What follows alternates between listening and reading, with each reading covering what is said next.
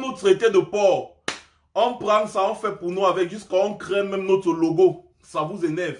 Vous nous traitez de tontinat, on prend ça, on fait pour nous avec, jusqu'à on crée notre logo. Ça vous énerve. Vous dites que le président élu est notre gourou, d'accord, on accepte. On dit que s'il dit va, on va. Donc on l'accepte, ça vous énerve. Vous dites que nous sommes les sans-papiers. On dit qu'il n'y a pas de problème. Nous sommes les sans-papiers. Nous sommes au Sénat tous les jours, à l'Assemblée nationale tous les jours. Nous, on accepte. Nous sommes les sans-papiers. On s'en fout. Ça vous énerve. Ouais, les sardinats, vous voulez quoi? Mais quand tu traites quelqu'un de sardinat, il commence à devenir fou. La folie. Il devient bête. La bêteté, la bêtocologie. Comme un comédien ivoirien dit souvent là. Nous, on accepte. Vous nous avez traité de porc. Je suis un gros porc. Je fais partie du mouvement porc. Je pense même qu'on doit créer même un mouvement porc. Vous ne voyez pas? C'est-à-dire on doit créer une association des porcs. Peuple organisé pour la reconstruction du Cameroun. Alors, est-ce que vous êtes porc? Si vous êtes porc, écrivez là-bas en commentaire porc, porc, porc, porc, porc, porc, porc. Peuple organisé pour la reconstruction du Cameroun. Porc. Moi, je suis un porc. Où sont les porcinettes? Les porcinettes, s'il vous plaît. Mettez là-bas que je suis une porcinette. L'autre, je suis un porc. Nous sommes des porcs. Nous sommes des porcs. Ils ont même dit les cochonnards. On a dit on accepte. Ça les énerve. Bon, en tout cas, nous, on n'est pas là pour ça. Hein. Commencez déjà à distribuer le live. On commence les hostilités. Ah, on a déjà 6 minutes. Ouais, mais on peut déjà commencer les hostilités, les gars. Alors, ah oui, hein, pour la renaissance, que ce soit pour la renaissance ou pour la reconstruction, c'est toujours la même chose. Porcs, nous sommes des porcs. Peuple organisé pour la renaissance ou pour la reconstruction du Cameroun. Tout simplement. Voilà une porcinette. Salut Anne-Marie, tiens, bonjour ma porcinette aussi. Il y a beaucoup de porcinettes là. Alors, enjoy, mais oui, enjoy Rameza, je suis un porc. Est-ce que je refuse? Vous oubliez on devait même sortir les t-shirts ou bien les polos avec les casquettes porc. Je suis un porc jusqu'à... Si être porc, c'est penser au bon devenir de mon pays, je suis porc et je suis fier d'être un porc. Ou bien, vous n'êtes pas fiers les gars. Alors, voilà même un émoticône de porc qui sort là-bas à Mofmide. Ça dit le combat s'il y a un goût, ça dit vraiment... Oh. Peut-être je ne vous ai jamais dit ça. Je vous aime. Je vous adore. Je vous adore, mes frères combattants. Mes frères tontinards, je vous aime, je vous adore. Ah oui, parce que vous êtes réactifs. Ah, la princesse du quartier, je te vois. Ah oui, je vous adore. Vous êtes réactifs. C'est ça. Nous devons transformer, n'est-ce pas, ce que les gens croient comme étant, n'est-ce pas, comment dire, nos désavantages en avantages. Tout simplement. Alors, une fois de plus, bonsoir à tout le monde. Ciao, ciao, ma princesse du quartier. Alors, un bonsoir particulier à toutes les Amazones et à tous les combattants, à tous ceux qui se battent pour la lutte, qui se battent pour la résistance, qui se battent pour la reconstruction, qui se battent pour la renaissance du Cameroun. À tout cela, je vous souhaite, je vous dis d'abord un bonsoir très, très, très particulier ce soir. C'est très important pour vous déjà de savoir que je suis de bonne humeur. Je viens vers vous ce soir étant de bonne humeur. Il est bien vrai que tout à l'heure, quand j'ai fait mon post pour annoncer ce live, j'étais un peu nerveux. Oui, je suis un peu nerveux, mais ça ne veut pas dire que ça peut m'empêcher d'être de bonne humeur. Parce que oui, quand je vous parle, je suis toujours de bonne humeur. Surtout quand je viens pour expliquer certaines situations qui doivent être simples à comprendre. Alors, le sujet de ce soir sera basé, on n'a pas beaucoup de temps parce qu'on aura jusqu'à 45 minutes maxi. Le sujet de ce soir sera basé essentiellement, n'est-ce pas, sur la situation de la Constitution en ce qui concerne la formation des États fédérés ou alors des États fédéraux dans notre pays. la forme de l'État, si on peut dire comme ça, la forme de l'État dans notre pays, c'est de ça qu'il s'agit ce soir et j'aimerais bien vous expliquer quelque chose. Parce qu'il ne faudrait pas que nous tombons dans le piège que les gens du RDPC, n'est-ce pas, et les opposants de l'opposition, n'est-ce pas, les partis d'opposition veulent nous mettre. Nous ne devons pas tomber dans ce piège.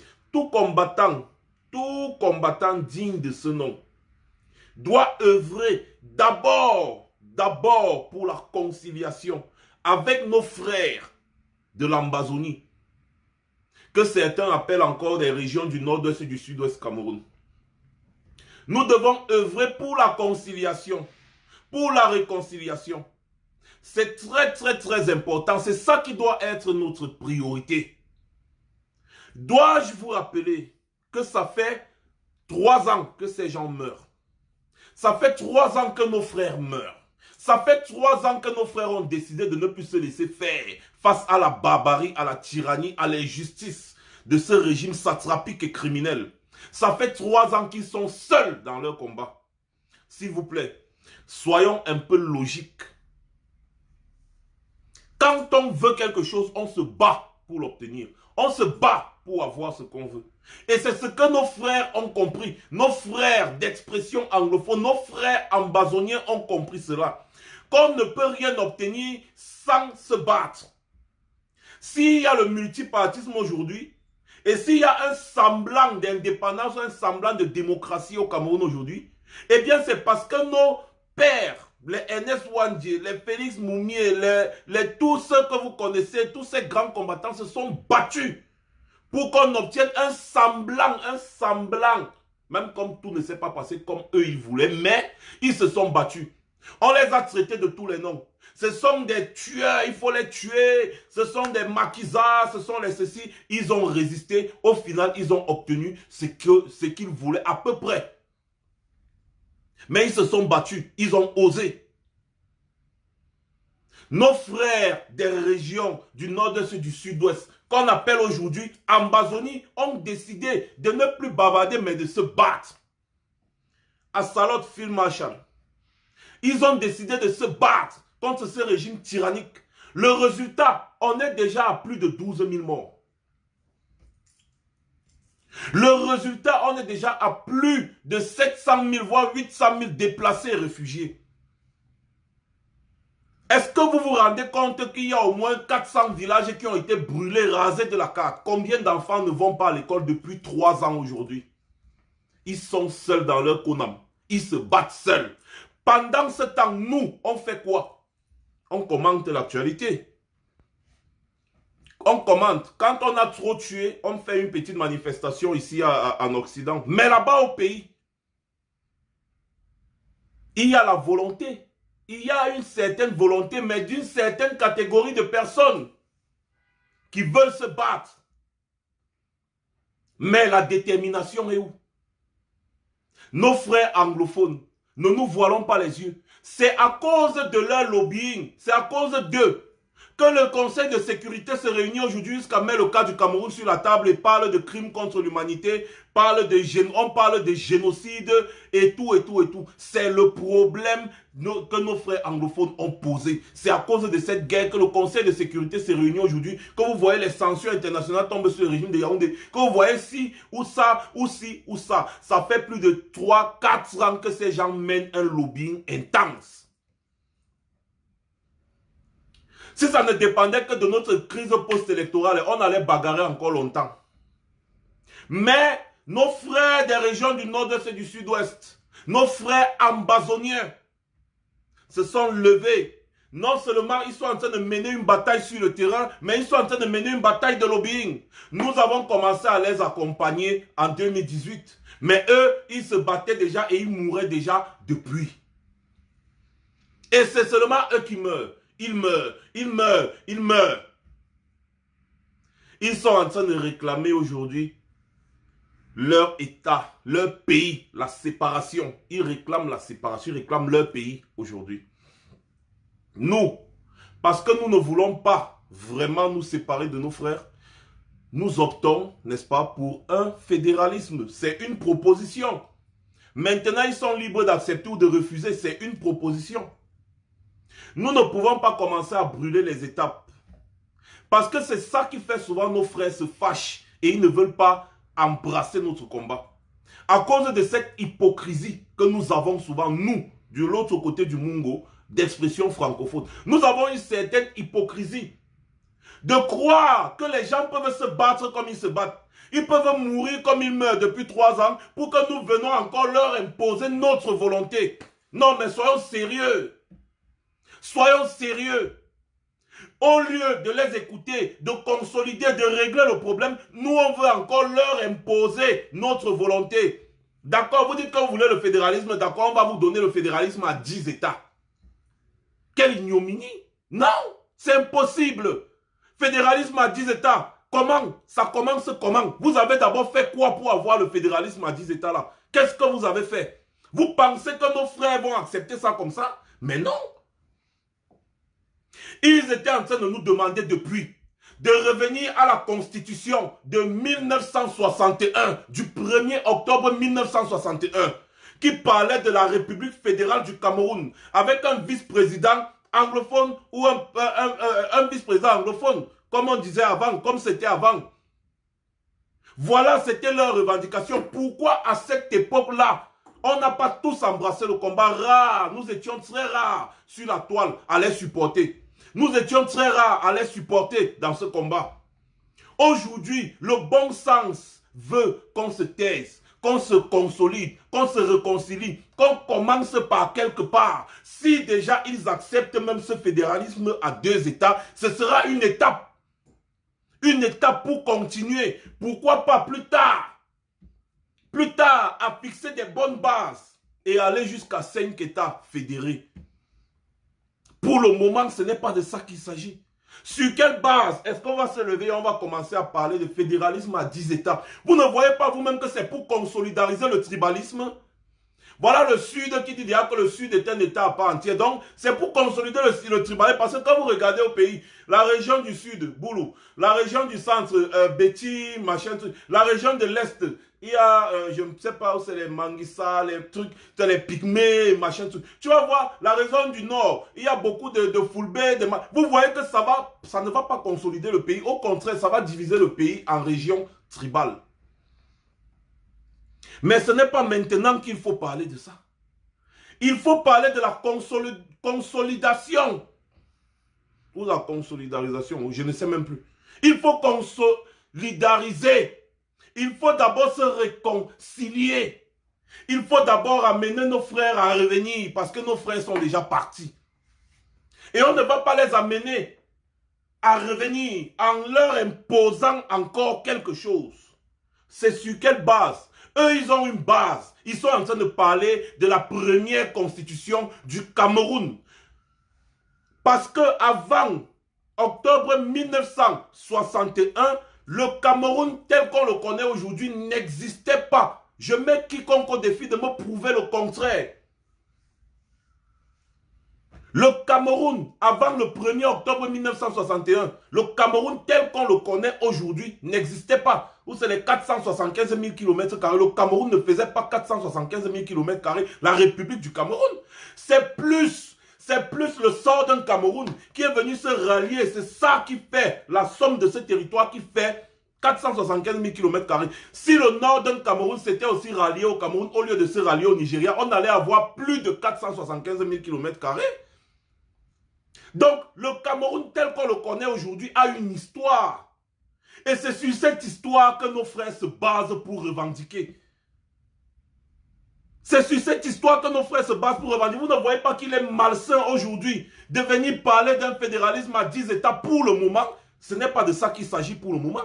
Pour le moment, il faut cesser la guerre. Il faut proposer quelque chose sur la table qui peut les arranger. Après, on verra comment les choses avancent et pourquoi pas créer maintenant, c'est-à-dire des conditions pour élargir le fédéralisme dans notre pays. Il y a un problème qui est même très important, que beaucoup de personnes semblent oublier. Nous devons sortir de la francophonie. Nous devons complètement sortir de la francophonie comme le Rwanda est en train de faire actuellement. Et adopter le système anglophone. Parce que le système anglophone est le meilleur système sur cette planète. La preuve, si tu ne parles pas anglais sur cette planète, mon ami, tu es perdu. Il n'y a qu'en France qu'on parle le français. Même au Canada, là-bas, tu peux parler le français de la France au Canada, ce sera très difficile de te faire comprendre. Il n'y a qu'en France qu'on parle le français. Et dans les pays africains francophones, c'est tout. C'est tout. Le français, ce n'est pas une langue. Le système français n'est pas un système. Ce n'est qu'un système d'asservissement. Le système français vous apprend à être esclave. Nous devons sortir de la francophonie. Le Rwanda est en train de sortir complètement de la francophonie. Voilà des choses qu'il faut mettre sur la table. Il faut adopter un nouveau système. On ne peut pas parler aujourd'hui, pour le moment, on ne peut pas parler de fédéralisme à 10 États, c'est mon point de vue. C'est que nos frères ne vont pas adhérer à ça. Ils ne vont pas adhérer à ça. L'Ambazonie va se créer parce qu'ils ne vont pas accepter ça. L'Ambazonie va se créer. Et après, maintenant, de notre côté, maintenant, vous pourrez faire le fédéralisme à 8 États, ça vous regarde. Mais moi, je ne serai plus là, je serai déjà ambazonien.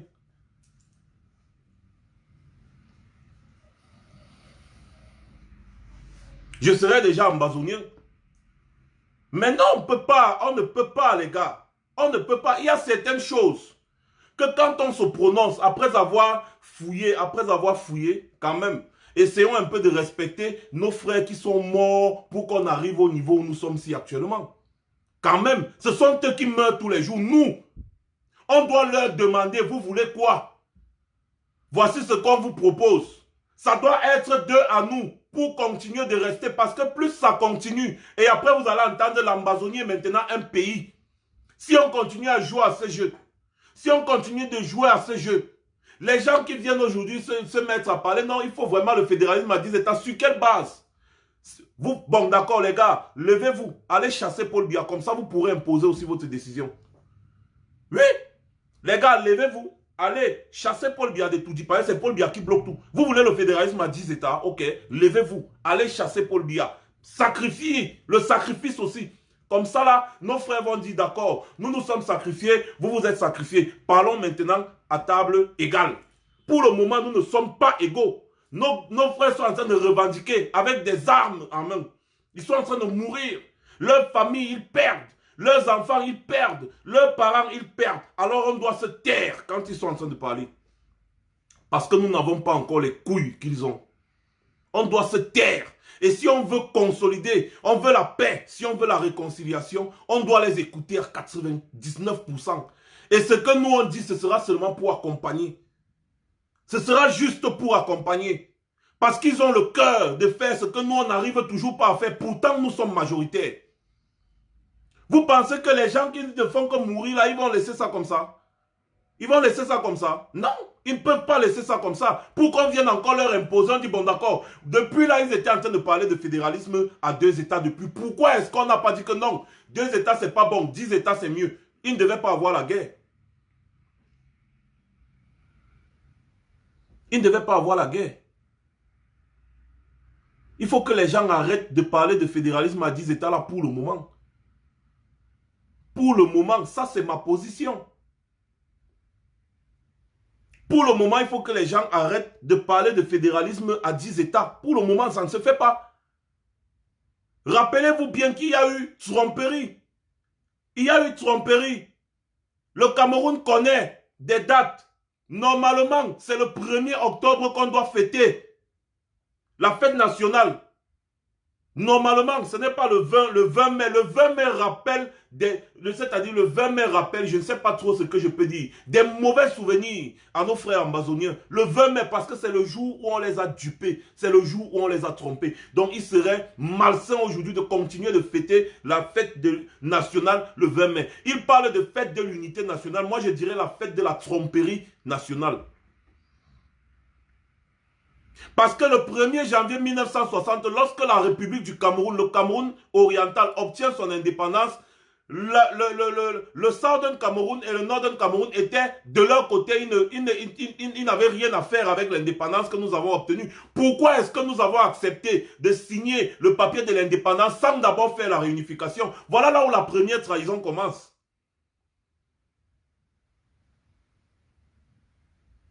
Voilà où la première trahison commence. On a accepté de notre côté de faire, de prendre notre indépendance le 1er janvier 1960. Donc ça veut dire qu'on s'en foutait de... La République du Cameroun, le 1er janvier 1960, ne comptait pas sur le Southern Cameroun quand ils ont obtenu leur indépendance. Donc, pour eux, c'était que non, c'est un autre pays. La République du Cameroun, le Cameroun oriental, était de son côté tranquille, il a pris son indépendance. C'est quand on a découvert que, bon, voilà, il faut vraiment continuer, consolidariser, le fédéralisme, c'est monté, c'est descendu. Avant qu'un an plus tard, le 1er octobre 1961, même jour de l'indépendance, le jour où ils fêtent leur indépendance, le Southern Cameroun, c'est là où ils trouvent des accords. Que bon, d'accord, on préfère se rallier à vous au lieu d'aller au Nigeria. Parce qu'il leur avait été proposé, choisissez entre le Cameroun et le Nigeria. Le Northern Cameroun, la partie, tu vois, vous voyez la frontière de l'extrême nord jusqu'en bas, jusqu'au nord-ouest. La frontière avec le Nigeria, c'était le Northern Cameroun. C'était le Northern Cameroun. Allez voir, allez bien regarder, vous allez voir que c'était le Northern Cameroun. Ce côté-là est parti au Nigeria. C'est maintenant le côté du bas qui est revenu au Cameroun. C'est pour ça que vous voyez, il y a la courbe là, comme ça là. La courbe que vous voyez là. Quand on explique même, il faut encore... je vais un peu essayer de vous montrer ça. Oh, j'espère que le truc va me permettre. Donnez-moi 2 secondes. Hein. Et faites tourner le live. Merci. La carte du Cameroun.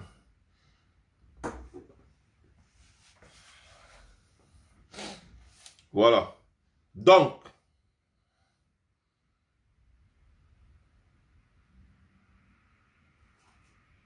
oh, non, je ne veux pas ça. Je veux juste la photo, je ne veux pas le GPS. Voilà.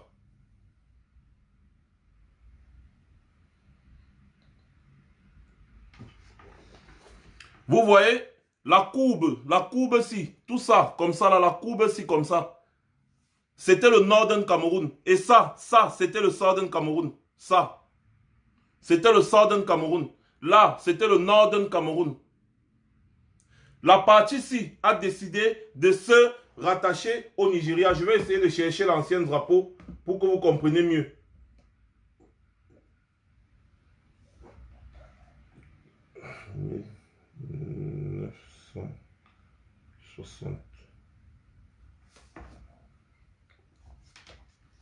Vous voyez, vous allez remarquer. Voilà.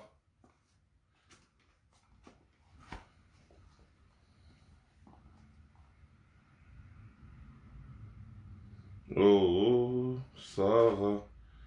Toudoudou. Vous remarquez, vous voyez, regardez bien. Vous avez vu, non? Vous voyez bien Southern Cameroun et le Northern Cameroun. Lisez bien. Lisez bien là. Southern Cameroun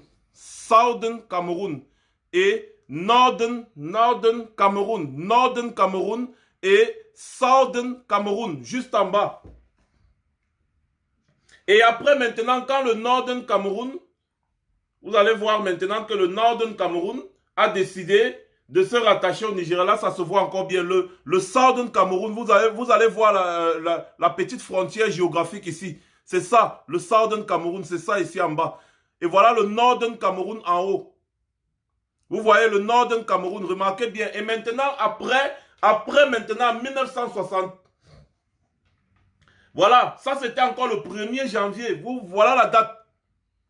Voilà la date. 1er janvier 1960. 1er janvier 1960. Tout ce que vous voyez en vert, c'était la République du Cameroun. Et ce que vous voyez en rouge, n'est-ce pas, c'était le Cameroun occidental.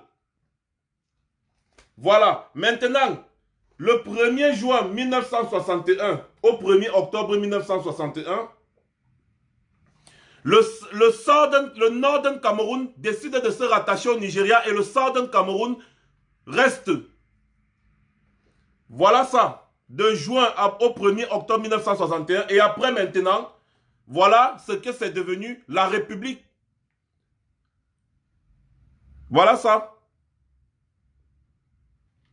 Vous voyez, donc, on parle d'un territoire. On parle d'un territoire. Le Cameroun K, c'était un territoire, ce n'était pas un pays. Ce n'était pas un État non plus. C'était un territoire sous tutelle, je crois, sous tutelle allemande. Et après, regardez bien, premier, ça c'est le premier territoire Cameroun. Après, les Allemands ont pu conquérir une certaine partie, n'est-ce pas, de la Centrafrique et du Tchad, un peu, je ne sais pas trop, un peu, regardez bien, vous allez voir. Et après ça, maintenant là, c'est après, en 1900, donc ça c'est 1916, maintenant du 28 juin 1919 au 1er janvier 1960, après la guerre mondiale, quand on a mis le Cameroun sous tutelle français et anglais, voilà ce que le Cameroun est devenu. Voilà ce que le Cameroun est devenu, le Cameroun oriental et le Cameroun occidental. Ça c'était le 1er janvier 1960. Voilà ce que le Cameroun était devenu. Et après, voilà, jusqu'en 1972, quand les gens l'ont décidé. En 1972, quand ils ont décidé de faire ce qu'on appelle l'unification. En 1972, quand ils ont décidé. Voilà ça. Donc là, on est en juin 1972. Donc ça, c'est après, quand ils ont effacé le fédéralisme pour mettre l'unification. Donc voilà ce qui était le Cameroun. Vous voyez pourquoi ça reste en rouge? Parce que c'était la République fédérale du Cameroun à 2 États. Voilà. C'est l'histoire du Cameroun qui nous parle.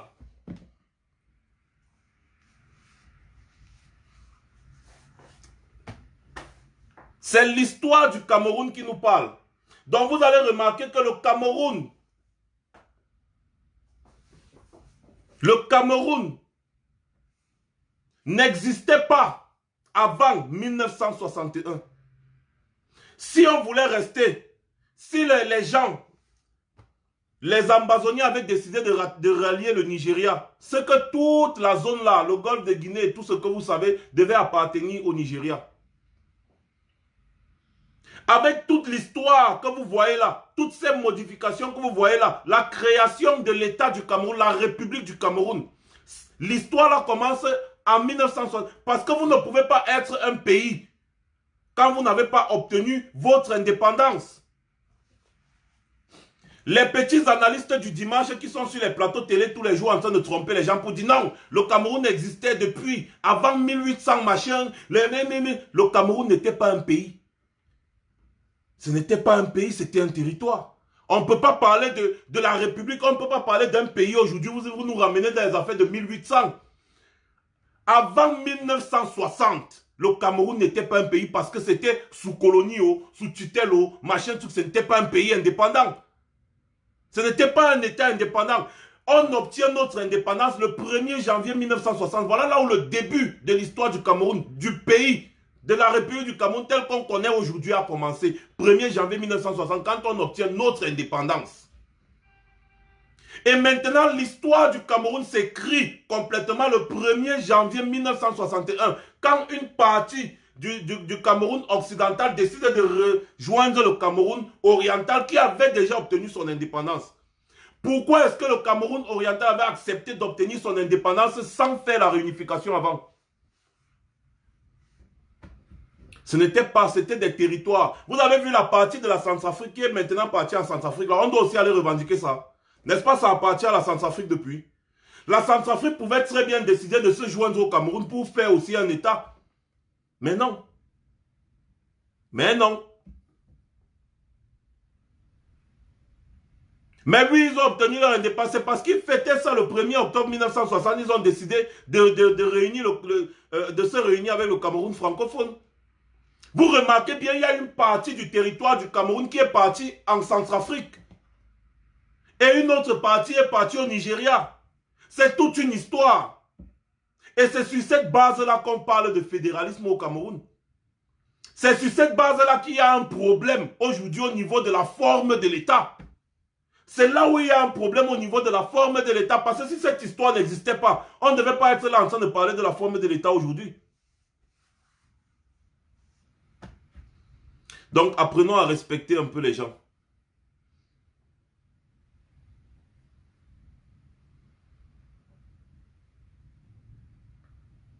Apprenez à respecter les gens. C'est comme si vous allez me parler de l'Italie d'aujourd'hui et de la Rome antique. Aujourd'hui, on est en train de parler du pays, le Cameroun. On n'en a rien à voir avec ce qui s'était passé avant 1800, machin, truc, patati patata. Si on était une nation, comme une grande nation, comme vous dites là, pourquoi est-ce qu'on n'est pas parti coloniser les gens? Pourquoi c'est les gens qui sont venus nous coloniser? Pourquoi nous sommes devenus des colonies? Pourquoi on nous a mis sous tutelle? Eh bien parce qu'on ne représentait rien. C'est tout. Il faut dire la vérité, on ne représentait rien. C'est pour ça qu'on nous a mis sous tutelle. Pourquoi on n'a pas mis la France sous tutelle? On n'a pas mis l'Angleterre sous tutelle, pourquoi? Avant 1960, on ne représentait rien.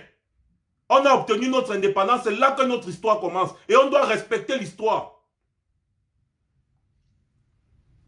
Donc, mes frères et sœurs, je ne vais pas être trop long. Je vous invite donc, quand on parle de fédéralisme, quand on veut faire une proposition à nos frères, de parler d'abord du fédéralisme à 2 États. D'abord. Ensuite, on doit militer pour sortir de la francophonie. Voilà les problèmes sur lesquels on doit se pencher. Et il faut oser le dire. Il faut oser prendre des engagements. Il faut oser faire poser des actes, comme nos frères de l'Ambazonie font. Et si on continue à jouer ce que nous on jouait, le jeu auquel on est en train de jouer, on va voir l'Ambazonie sera complètement indépendant. Et dans ce cas, moi, je vous ai toujours dit, moi, je prends mon passeport ambazonien. J'ai même déjà commencé à faire la demande du passeport ambazonien.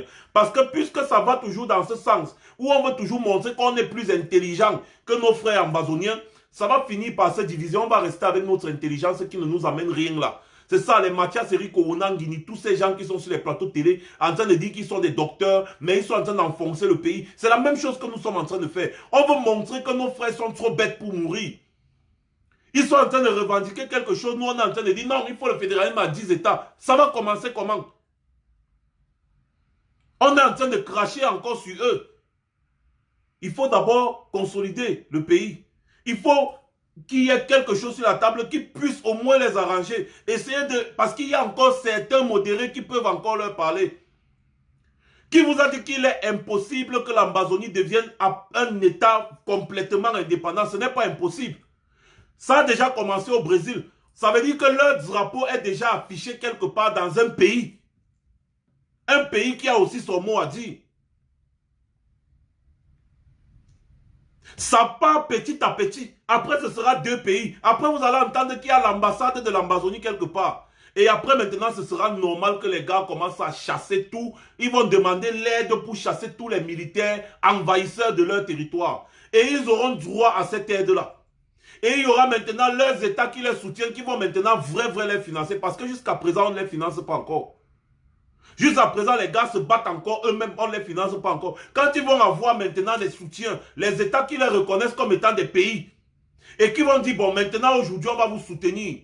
Ils vont leur envoyer des militaires, ils vont signer des accords. Comme la France envoie les militaires au Tchad pour combattre les rebelles d'Idriss Déby, les gens vont aussi leur envoyer les militaires pour combattre la milice tyrannique de Biya. Quand ils vont avoir tous ces accords-là, quand ils vont être reconnus par certains pays qui vont leur envoyer le soutien, on va faire comment?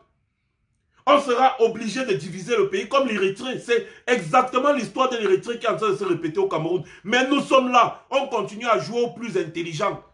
Au lieu de parler d'abord du vrai fédéralisme par rapport à l'histoire du Cameroun, certaines personnes sont déjà en train de montrer que non, 10 États c'est bon, ouais, machin truc. Arrêtez ça. Il faut arrêter ça.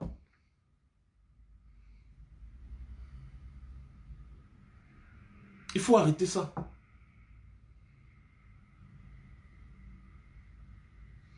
Nous sommes encore en train de tout faire pour que nos frères ne partent pas complètement. Mais c'est toujours à cause de notre comportement. Je me rappelle quand j'embrassais le problème ambazonien ici, là, en fin 2016, début 2017. On m'a traité de tous les noms. Beaucoup m'ont traité de tous les noms ici sur la toile. Tu soutiens les gens qui sont en train de parler de fédéralisme. Il faut qu'on reste unis. Un individu. Il y a beaucoup même de tontinats ici qui me traitaient de tous les noms. Qui ont commencé à revenir petit à petit. Parce qu'on n'a pas baissé les bras, on leur a parlé. On a parlé, finalement, ils ont compris. Mais jusqu'à présent, vous ne comprenez pas encore bien. Il faut, n'est-ce pas, souvent s'abstenir de faire ou de poser certains actes en public ou de dire certaines choses en public parce que ça heurte. On ne fait que repousser nos frères depuis. Oui, même chose au Soudan. On ne fait que repousser nos frères depuis. On les repousse depuis. Regardez, au départ, on faisait les manifestations. Certains ambazoniens venaient.